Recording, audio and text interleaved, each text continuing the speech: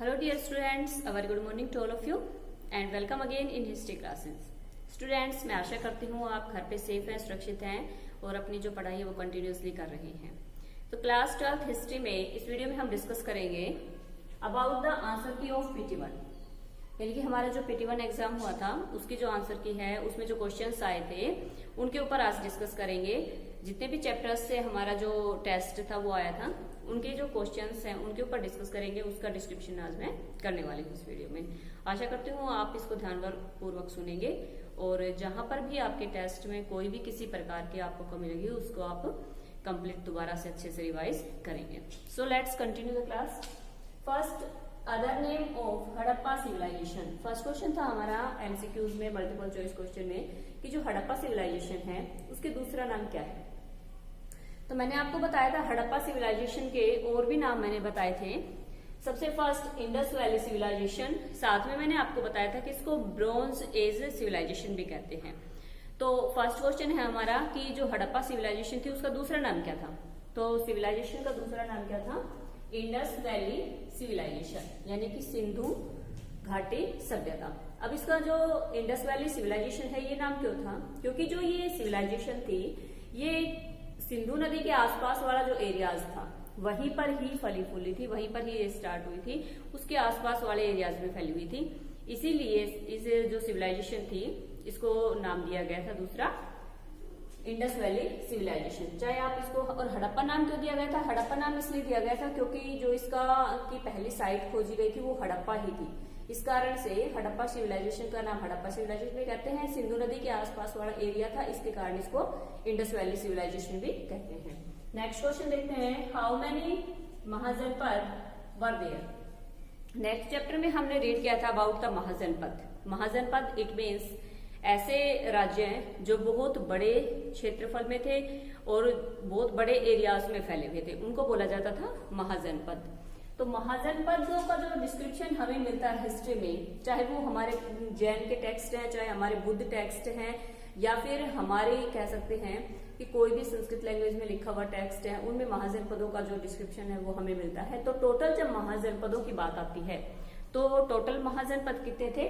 16, यानी कि 16 जो महाजनपद थे। और सबसे पावरफुल अगर उसमें बात आई कि सबसे पावरफुल जो महाजनपद था वो कौन सा था, तो मगध एम्पायर की हम बात करेंगे कि जो मगध साम्राज्य था वो सबसे पावरफुल भी था, बहुत लंबे टाइम पीरियड तक वो स्टेब्लिश भी रहा।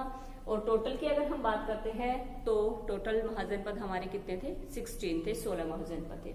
अब उसके बाद नेक्स्ट क्वेश्चन था हमारा इसमें, हु रोट किताबुल हिंद। किताबुल हिंद हमने रीड किया था, जो ट्रेवलर्स आए थे इंडिया में उनके बारे में। उसमें हमने किस किस के बारे में रीड किया था? अल-बेरूनी के बारे में रीड किया था। तो इसमें जो किताब है, बुक है, टेक्स्ट है किताबुल हिंद, वो किसकी लिखी हुई थी? वो लिखी हुई थी अल-बेरूनी की। अल-बेरूनी इंडिया में आने वाले जो ट्रेवलर थे उन्होंने पूरा का पूरा जब इंडिया में देखा, घूमा, तो उन्होंने यहाँ पर एक बुक लिख दी इसके ऊपर जिसको नाम दिया गया था किताबुल हिंद। और किताबुल हिंद के जो राइटर हैं, जो इसको लिखने वाले थे, वो कौन है? अल-बेरूनी। अब उसके बाद बात आती है कि विष्णु भक्त वर कोल्ड। देखो हमने जो सूफी ट्रेडिशन थी उसमें, भक्ति सूफी ट्रेडिशन थी उसमें रीड किया था कि एक तो थे ऐसे लोग जो शिव की पूजा करते थे, दूसरे थे जो किसकी पूजा करते थे? विष्णु की पूजा करते थे। तो इनमें जो लोग विष्णु की भक्ति करते थे, यानी कि जो विष्णु के भक्त थे, उनको क्या बोला जाता था? उनको बोला जाता था अलवार। ये हम साउथ की बात कर रहे हैं भक्ति सूफी ट्रेडिशन में, कि उन लोगों को वहां पर साउथ में, दक्षिण में विष्णु की पूजा करने वाले लोगों को बोला जाता था अलवार। अब शिव की पूजा करने वाले थे उनको क्या बोला जाता था? उनको बोला जाता था नैनार। तो अलवार और नैनार हमारी भक्ति सूफी ट्रेडिशन में, जो साउथ में उन लोगों को जो विष्णु की भक्ति करते थे उनको अलवार बोला जाता था। और साथ में हम बात करेंगे कि जो विष्णु की पूजा करते थे उनको क्या बोला जाता था? उनको बोला जाता था नैनार। अब इसके बाद बात करते हैं हम विजयनगर एम्पायर की, कि विजयनगर एम्पायर कब स्टैब्लिश हुआ था, कब इसकी स्थापना हुई थी। तो इसकी स्थापना हुई थी 1336 में, 1336 में। अब इसकी अगर फाउंडर की बात हम करें, क्वेश्चन तो था हमारा कि व्हेन वाज विजयनगर स्टैब्लिश, कि विजयनगर साम्राज्य की स्थापना कब हुई थी। तो इसकी स्थापना का जो टाइम पीरियड था वो कौन सा था, 1336 का, 1336 का।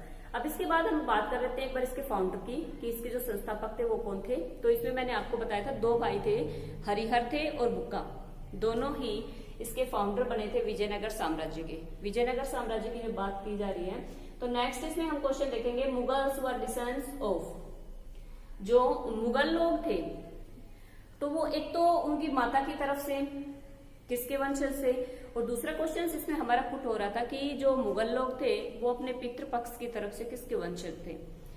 तो इसमें हम बात करेंगे कि क्वेश्चन मुगल्स किसके डिसेंडेंट्स थे। ये लोग इनकी माता की तरफ से तैमूर के थे, तैमूर की बात आती है, और पिता की तरफ से अगर बात आती तो वो चंगेज खान की तरफ से थे। यानी कि अगर माता की तरफ से इनके वंशज की बात करें तो इनके वंशज कौन थे, इनके डिसेंडेंट्स कौन थे, तैमूर। उसके बाद बात करेंगे हम इनके पिता की साइड से, तो वो किसके डिसेंडेंट्स थे, वो लोग डिसेंडेंट्स थे चंगेज खान के। नेक्स्ट क्वेश्चन देखते हैं, when permanent settlement introduce in Bengal. हमने रीड किया था 3 सेटलमेंट के बारे में, मैंने आपको बताया था। एक परमानेंट सेटलमेंट के बारे में बताया था, एक महलवाड़ी सेटलमेंट के बारे में बताया था, और तीसरा रैतवाड़ी के बारे में बताया था। चैप्टर में हमारी ये तीनों ही इसी चीज से रिलेटेड थे। तो आज हम यहाँ पर बात कर रहे हैं, हमारा क्वेश्चन था कि when permanent settlement introduce in Bengal. Bengal में इंट्रोड्यूस किया गया था, लैंड रिवेन्यू फिक्स किया गया था, जो भू राजस्व था उसको वो कह सकते हैं फिक्स करने के लिए, उसकी टाइम टू टाइम वो कलेक्ट करने के लिए जो परमानेंट सेटलमेंट यानी कि स्थायी बंदोबस्त। स्थायी का मतलब क्या होता है, परमानेंट होता है कि आपने फिक्स कर दिया वहां पर उन चीजों को। तो ये 1793 की बात है, 1793 में। और किसने किया था, जो उस टाइम पीरियड के दौरान गवर्नर जनरल थे लॉर्ड कॉर्नवालिस। लॉर्ड कॉर्नवालिस ने बंगाल में इंट्रोड्यूस किया परमानेंट सेटलमेंट को इन 1793, 1793 में इंट्रोड्यूस किया था। इसमें क्या किया गया था, इसमें कि आप जो भू राजस्व इकट्ठा करते हैं, जो टैक्स कलेक्ट करते थे, उसको कहते हैं कि भूमि के अकॉर्डिंग उन्होंने फिक्स कर दिया कि आपको ये जो यहाँ पर है जो कलेक्ट होगा आपसे टैक्स, वो इतना तो फिक्स किया गया है। तो ये तीनों चीजें की गई थी। महलवाड़ी भी इसी प्रकार से, महलवाड़ी में क्या किया गया था कि महलवाड़ी में किया गया था कि सारे ही एक पूरी कम्युनिटी के साथ सेटलमेंट किया गया था। और इसी प्रकार रैतवाड़ी में क्या गया था, रैत किसको बोला जाता था, रैत किसानों को बोला जाता था। और उसमें क्या हुआ था कि बीच में जो मीडिएटर्स होते थे उनको हटाकर सीधे रैतों के साथ उन्होंने इस सेटलमेंट को किया था। यानी कि डायरेक्टली क्या करते थे कि जो किसान होते थे, जो रैत होते थे, वो अपना जो भू राजस्व होता था वो वहां पर जमा करवाने के लिए जाते थे। तो इसी प्रकार से permanent settlement introduced by lord Cornwallis in 1793, 1793 में इंट्रोड्यूस किया गया। नेक्स्ट क्वेश्चन देखते हैं, from where the revolt of 1857 start. 1857 की क्रांति की बात करते हैं हम। 1857 में जो रिवोल्ट हुआ था, सबसे फर्स्ट ऑफ ऑल कि वो जो रिवोल्ट था उसकी स्टार्टिंग कहाँ से थी, उसकी स्टार्टिंग थी मीरूत से, यानी कि मेरठ से। और इसमें क्या किया था, इसमें सैनिकों ने विद्रोह किया था, कि सैनिकों ने इसको स्टार्ट कर दिया था। और मेरठ छावनी में क्या हुआ था कि कह सकते हैं ये अफवाह थी या किसी भी प्रकार की रियलिटी थी, इसके बारे में अभी हिस्टोरियन के बीच में कह सकते हैं कि कोई भी किसी तरह का जो कंक्लूजन है वो नहीं आ पाया है। तो वहां से क्या था कि उनको जो राइफल्स दी गई थी, एनफील्ड राइफल्स दी गई थी, और उसमें क्या कहा गया था कि इसमें जो गाय और सुअर की चर्बी मिली हुई है, और साथ में हिंदू मुस्लिम लोगों को क्या करना पड़ता था, उनको यूज करने से पहले मुंह से काटना पड़ता था, जो कारतूस उसके ऊपर लगा हुआ था उसको। तो इसके बारे में जो वहां पर सैनिकों ने जब इस बात को सुना मेरठ छावनी में, तो उन्होंने अंग्रेजों से मना कर दिया इस चीज के लिए। और यही था एक कॉन्फ्लिक्ट उन दोनों के बीच में, अंग्रेजों के बीच में और सैनिकों के बीच में, कि वहां पर क्या स्टार्ट हो गया, उन्होंने वहां पर जो विद्रोह था वो शुरू कर दिया। तो 1857 की क्रांति मेरठ से, मेरठ छावनी से।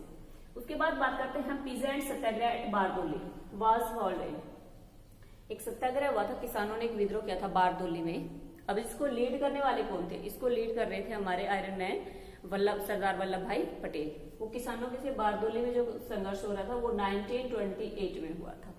यानी कि बारदोली में किसानों ने विद्रोह कर रखा था बहुत ज्यादा टैक्स वगैरह के अगेंस्ट, और 1928 में जो विद्रोह किया था इसको लीड उस टाइम पे कर रहे थे सरदार वल्लभ भाई पटेल। आगे देखते हैं, दांडी मार्च ब्रॉट फॉरवर्ड। देखो दांडी मार्च क्या था कि महात्मा गांधी ने जब जो सॉल्ट लॉ लगाया गया था, नमक कानून बनाया गया था इंडिया में, तो उस कानून को तोड़ने के लिए उन्होंने अपनी एक यात्रा शुरू की थी, एक जर्नी स्टार्ट की थी साबरमती आश्रम से। और उन्होंने क्या किया था, उन्होंने नर्मदा के तट पर वो गए, समुद्र के किनारे, वहां पर उन्होंने जाकर क्या किया कि नमक वहां पर बनाया। और जो नमक कानून ब्रिटिशर्स के द्वारा इंडिया में बनाया गया था, यानी कि नमक को कह सकते हैं हम हमारी डेली यूजेस की चीज है। और अगर जो इंडियंस थे, जो गरीब पीपल्स थे, वो कह रहे हैं कि नमक के ऊपर अगर टैक्स लगाया जा रहा है तो हम कहाँ तक टैक्स किसी भी चीज के ऊपर पे कर पाएंगे, जब हमारी डेली यूज की चीज है, रोजमर्रा की चीजें हैं जो, उनके ऊपर ब्रिटिशर्स इस टाइप से कह रहे टैक्स लगा रहे हैं। तो गांधी जी ने उनका साथ देते हुए क्या किया था कि उन्होंने मार्च में स्टार्ट किया था। उसके बाद उन्होंने क्या किया, साबरमती से आश्रम से इस जर्नी को स्टार्ट किया और वो 6 अप्रैल को कहां पर पहुंच गए थे, नर्मदा के तट पर पहुंच गए थे। 78 वॉलेंटियर्स उन्होंने साथ लिए थे अपने, और साथ में कह सकते हैं कि हजारों की संख्या में लोग उनके साथ जुड़ते चले गए थे। अब उसके बाद हम बात करते हैं कि दांडी मार्च से कौन सा जो मूवमेंट था वो लॉन्च हुआ था, यानी कि दांडी मार्च जब स्टार्ट किया गया था उसके बाद एक मूवमेंट लॉन्च किया गया था, and that is civil disobedience movement, सविनय अवज्ञा आंदोलन इन 1930, 1930 में 1930 में जो महात्मा गांधी की दांडी मार्च था, जो दांडी की यात्रा थी, उसके साथ ही उन्होंने स्टार्ट कर दिया था अपना सिविल डिसओबीडियंस मूवमेंट। अब बात करते हैं हम who discover Harappa and Mohenjodaro. Harappa और मोहनजोदारो की बात की जाती है तो इनकी जो डिस्कवरी थी, इनकी जो फर्स्ट जो साइट्स इन्वेंशन हुआ था, खोजी गई थी, वो किसके द्वारा खोजी गई थी? तो ये दोनों ही साइट्स, हड़प्पा की साइट जो खोजी गई थी वो थी दयाराम साहनी के द्वारा इन 1921, एंड मोहनजोदारो की जो साइट थी वो खोजी गई थी आर डी बनर्जी इन 1922। 1921 और 21 और 22 में बहुत ही मोस्ट इंपोर्टेंट हड़प्पा सिविलाइजेशन की 2 साइट्स थी, उन दोनों की डिस्कवरी की गई थी by Dayaram Sahni and R D Banerjee. अब बात करते हैं दयाराम साहनी की। दयाराम साहनी ने किसकी खोज की थी? हड़प्पा जो साइट थी उसकी खोज की थी। और आर डी बनर्जी, राखल दास बनर्जी, इन्होंने खोज की थी मोहनजोदारो की। दोनों ही साइट्स आज हमारे इंडिया में नहीं है, दोनों की दोनों साइट्स कहाँ पर है? पाकिस्तान के एरियाज में है। अब उसके बाद हम बात करते हैं when and where Al-Biruni born. Al-Biruni की बुक बताई थी मैंने इससे पहले, लिखी हुई किताबुल हिंद लिखी हुई थी। अब बात करते हैं उसकी कि उसका बर्थ प्लेस कौन था और उनकी जो जन्म हुआ था वो कब हुआ था। तो 1973 में इनका जन्म हुआ। ख्वारिज्म जगह है, और जो प्रेजेंट डे की अगर लोकेशन के अकॉर्डिंग हम कंट्री देखेंगे तो वो कहाँ पर पड़ती है? उज्बेकिस्तान में। उज्बेकिस्तान में 1973 में ख्वारिज्म में अल-बेरूनी का जन्म हुआ। उसके बाद ये कह सकते हैं बहुत बड़े फिलोसफर भी थे, एक यात्री भी थे, हर चीज का इनको ज्ञान था। और जब ये इंडिया में आए तो इन्होंने पूरे के पूरे इंडिया का भ्रमण किया, यहाँ पर पूरी जर्नी कंप्लीट की, और उसी जर्नी को इन्होंने अपनी बुक में लिखा था, जिसके बारे में हम डिस्कस कर चुके हैं, किताबुल हिंद के बारे में। आगे देखते हैं क्वेश्चन इसमें next, who was the last powerful Mughal emperor. अब देखो पावरफुल की बात आती है तो सारे के स्टार्टिंग के जो मुगल एम्पायर में जो रूलर थे वो सारे के सारे ही पावरफुल थे। बट एक ऐसा टाइम पीरियड आया कि धीरे धीरे उनकी जो पावर थी वो घटने शुरू हो गई थी। जब उनकी पावर, अब मुगल एम्पायर को हम 2 पार्ट्स में डिवाइड कर सकते हैं, और जो लास्ट पावरफुल था औरंगजेब, औरंगजेब के बाद का जो टाइम पीरियड आता है उसको बोलते हैं हम लेटर मुगल एम्पायर, यानी कि उत्तरकालीन मुगल साम्राज्य। इट मीन्स कि औरंगजेब के बाद, और औरंगजेब की डेथ हुई थी 1707 में, 1707 में जब इनकी डेथ हो गई थी, तो उसके बाद जितने भी मुगल सम्राट बने उन्होंने क्या किया, उन्होंने रूल तो किया लेकिन मुगल साम्राज्य के लिए इतना ज्यादा खास काम नहीं किया, इसलिए उस पीरियड को नाम दिया गया था लेटर मुगल एम्पायर, उत्तरकालीन मुगल साम्राज्य। तो औरंगजेब जो थे वो सबसे लास्ट पावरफुल एम्पायर थे। 1707 में इनकी डेथ हो गई थी। इसके बाद जितने भी कह सकते हैं कि जो राजा बने थे, जो शासक बने, वो सारे के सारे पावरफुल नहीं थे, सिर्फ और सिर्फ रूलिंग करने के लिए थे। ना उन्होंने एक्सपेंशन किया, ना उन्होंने किसी भी तरह का, कह सकते हैं उनकी जो पावर थी वो लॉस्ट होती जा रही थी, खोती जा रही थी, और ब्रिटिशर्स उनको अपनी पावर अपने अंडर में लेती जा रहे थे। नेक्स्ट देखते हैं when and who started subsidiary alliance. Subsidiary alliance एक मेन रीजन था 1857 के रिवोल्ट होने का। तो सब्सिडरी अलायंस के बारे में मैं आपको बताती हूँ कि सबसे पहले की क्या था।